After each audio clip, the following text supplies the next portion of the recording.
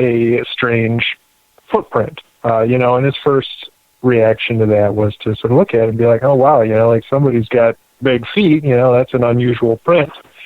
And then he took a closer look at it and realized that, that wasn't just a big footprint. Like it was huge, it was a good 14 inches. And so he goes back into his truck and gets his tape measure, goes back out there and looks at it and measures it and everything, realizes it was fresh, and he takes a couple of pictures, luckily.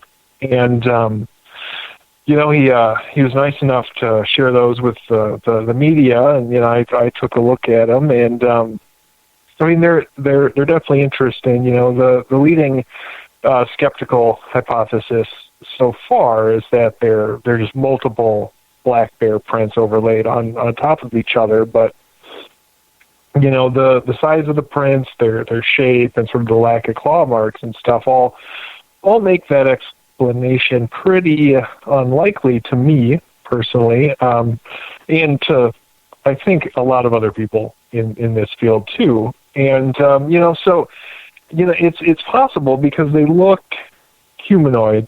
I would say like they have that hominid shape. At least roughly, like we're talking about imprints in mud and grass.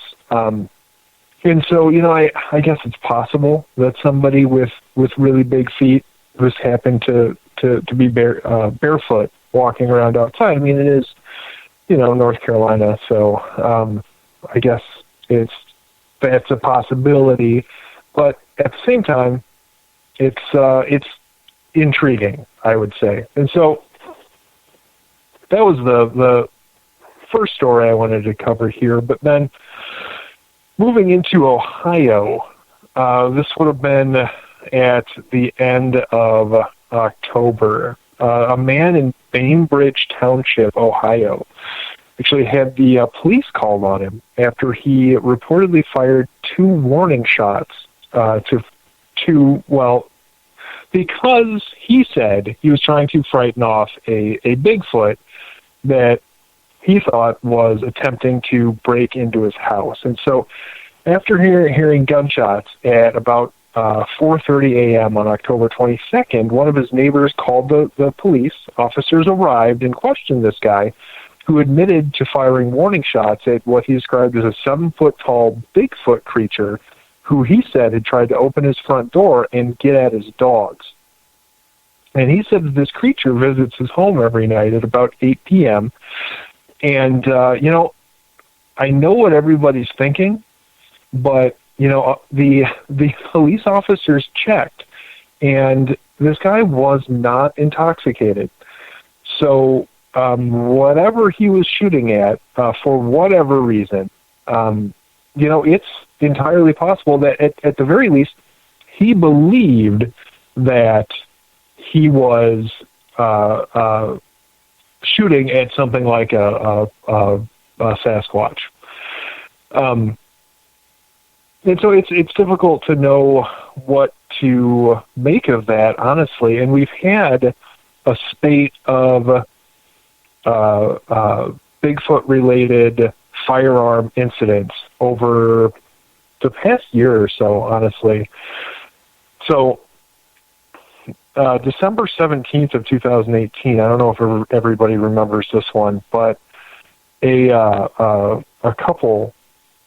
Oh, I'm sorry. This was a guy out target shooting on public land near Helena, Washington, was shot at by another guy who said that he mistook him for Bigfoot. And then after that, this was just this year, actually, this past summer in July, a couple was out camping in Kentucky's Mammoth Cave National Park when they were approached by a guy with his younger son, who basically told them to watch out, this is Bigfoot country, and to run if they hear gunshots. And then sure enough, they wake up later to some commotion, and this guy's just sort of firing wildly into the forest, so they take off and call 911. But it's interesting to me. I don't know that there is necessarily cause for concern at this point. I mean, nobody's been injured, and this is, a country with however many hundreds of millions of firearms in it. And, I've only got 3 news stories involving Bigfoot and firearms, within the past year. But it's definitely becoming something of a trend, I think, for people sort of interested in Bigfoot or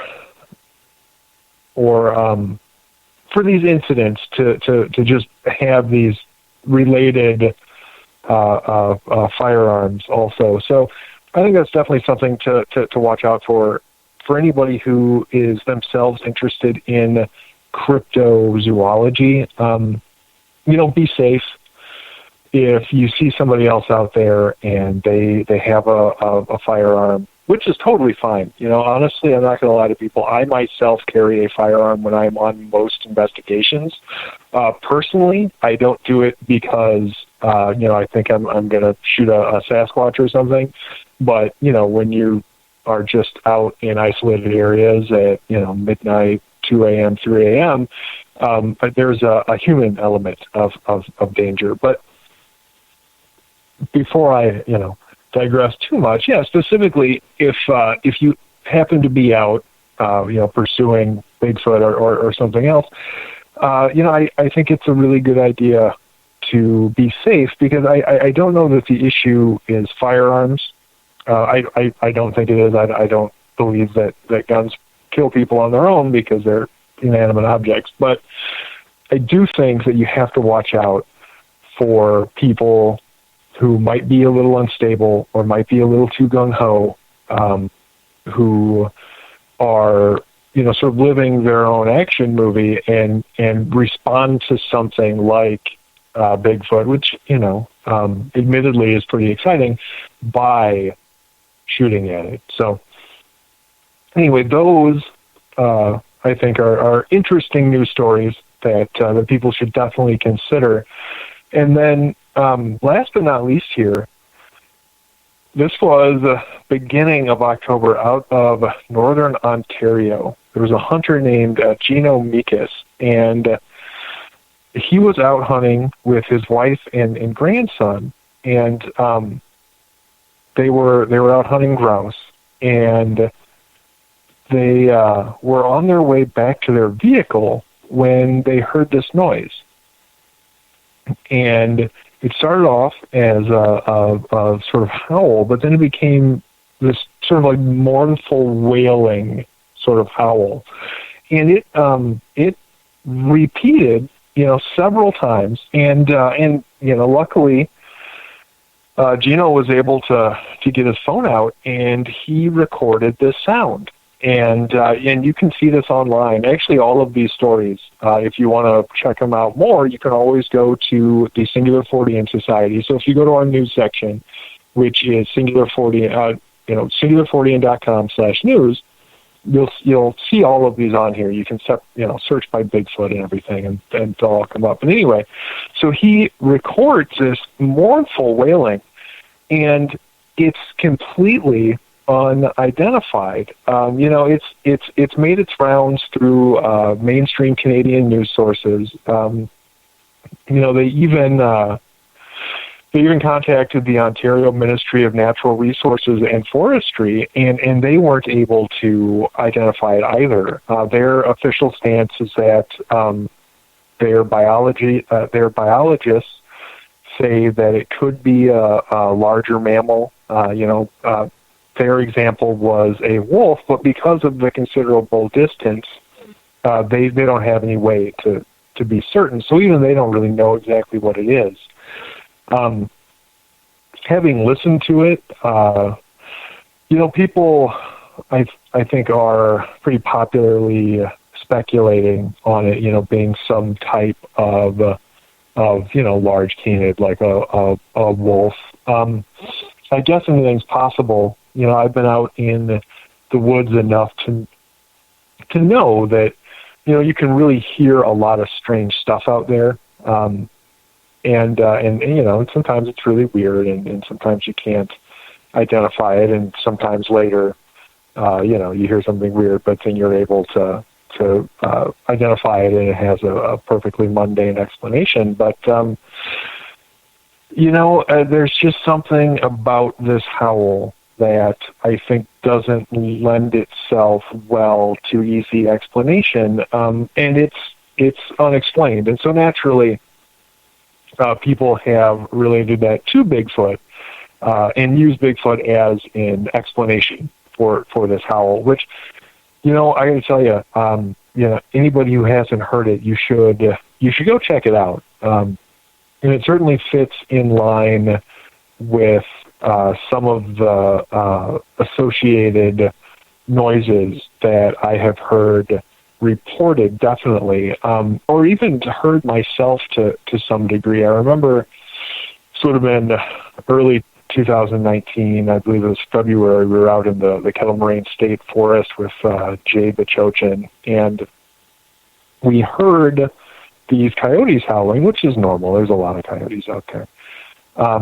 But then we heard a response, and it was a lot lower, and there was something off about it, and I couldn't record it because I didn't have a good recording device for audio. We had our normal camera gear, but the microphone isn't going to pick up, something howling like a mile away. But there was just something about this howl where it was low, but there was just something else off about it. So I thought, okay, maybe it could be a wolf. Like, they range down here sometimes. It's not common, but it could happen. But there's just something else, just a little off about it. And you hear that a lot when it comes to areas associated with Bigfoot activity. And, there are different theories to that, one of which being that the Bigfoot itself is either mimicking or, trying to mimic in animal noise or creating that noise on its own. And I honestly don't know. It's an interesting theory, certainly. But there's just no way to know for sure. But again, it is heavily associated with those areas.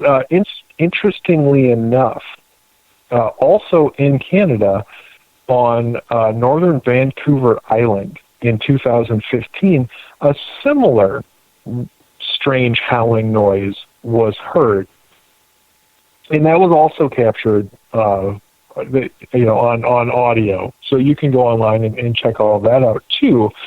And it is eerily similar. So it's hard to know what to make of that, but it's very difficult for me to believe that some mundane, large mammal was responsible, especially considering the fact that in the case of the Vancouver Island incident, there are no large mammals living on the island in question. It doesn't have any wolves or coyotes or anything else living on it. So that really just sort of begs the question then, what could have made that noise, and why is the noise that was recorded then in 2019 in Northern Ontario so similar? Was it made by the same thing? And was that something as bizarre as Bigfoot? I honestly don't know, but boy, it is a lot of fun to think about. So let's see, what time is it? 8:28. Do I still have time? You got 2 minutes. 2 minutes. All right. Well, just so everybody is aware, I guess I should mention this. So the Lake Michigan Mothman High Strangeness in the Midwest is actually here early. So you can go on Amazon if you are interested in that and pick that up. And that basically